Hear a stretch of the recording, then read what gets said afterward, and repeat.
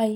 আশা করি সকলে ভালো আছো, সুস্থ আছো। জানো, অনেক সময় অনেক জায়গাতে অনেক লোকের সাথে পরিচয় হয়।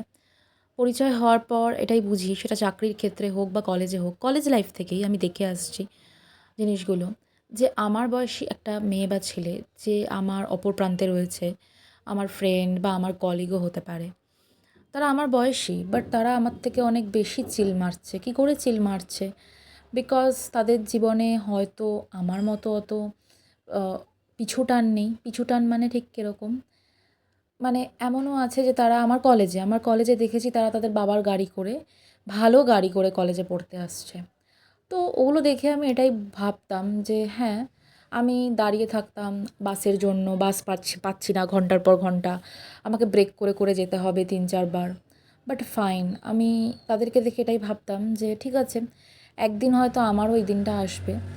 বাট হ্যাঁ, আমি জানি যে সেটা আমাকে সেলফ মেড হতে হবে এবং হ্যাঁ, আমাকে নিজেকেই করতে হবে। সত্যি লাইফ ইজ নট ইজি। আর লাইফ সবার জন্য সমান নয়। আরও অনেকের ক্ষেত্রে দেখি যে তারা বেশ সুন্দর হাসব্যান্ড বা বাবার পয়সায় বা তাদের গাড়ি করে সুন্দর ঘুরে বেড়ায়। তখন এটাই মনে হয় যে হ্যাঁ, আমার নেই, বাট একদিন আমার ঠিক হবে এবং যেটা আমার নিজেকেই করতে হবে এবং তার জন্য আমার অনেক কঠিন পরিশ্রমও করতে হবে। সেই কঠিন পরিশ্রম যে কতটা কঠিন হতে চলেছে সেটা হয়তো আমি নিজেও জানি না।